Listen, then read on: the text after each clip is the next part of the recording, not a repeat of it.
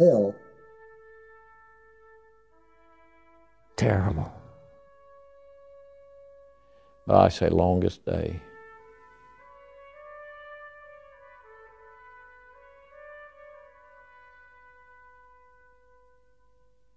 I think I took off at about 10 o'clock at night on the 5th of June.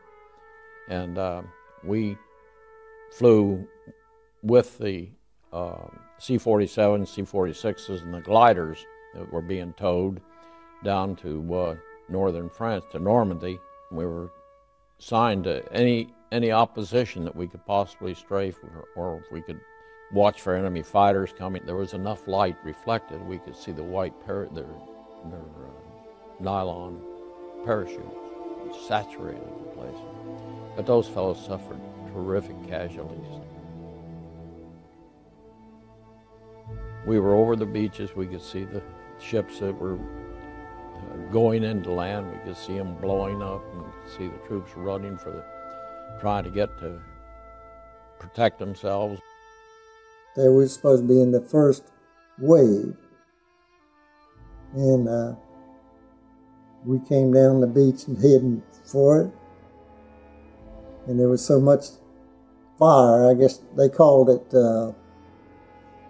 German 88 millimeter shells, which is quite a blast. And they called us off, and at the time we head for the beach, I turned the helm over to the quartermaster. I'm supposed to run down and go out on one of those ramps that the troops are going to go on and go down with a small anchor and a shovel. But the water was too deep, and I got called back. And I know it was a good thing I did, because that shell burst was what was killing a bunch of people in the water. You get rid of that load, you go back out to a troop carrier ship and get another load. I don't know how many loads we took in. On the boat, when we were approaching the beach, one of the guys was seasick, he got sick. He was on the machine gun on the left side of the boat, and I was on the right side. And he got so sick he couldn't do it, so they moved me on his side. Well, our boat was, I'd say, 100 yards out. It was hit by German artillery, and the ramp fell. So we had to get out, and the guy that I replaced, he was killed. We jumped in water neck deep and lost all our equipment. So we waded and swam out onto the beach, but we were lucky that we didn't get killed, because like I said, the bodies floating all around us as we was going through. The water was red with blood. We could see the troops, thousands and thousands of troops, all along from Cherbourg over to Dunkirk area. Just can't describe the valor of those people that were facing that. It was just horrendous. They were something else. They were so gallant. Wasn't anything for us to do, because we didn't dare strafe the beaches or do any firing like that, because we didn't want to hit our own troops.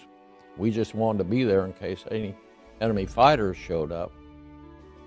We dug a foxhole, crawled in it for a day and a half, because the Germans were in a pillbox up here and we were down here. No food, no water, and wet clothes. The artillery finally knocked the pillbox out where these Germans were hiding, and we managed to get out, so we started drifting on through from a little town to another until we made it out. Seeing all those guys laying on that beach dead, I'm lucky every day of my life. About that.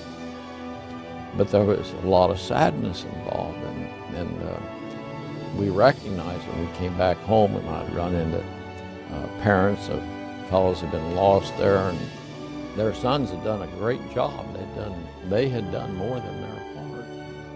They were just heroes in there.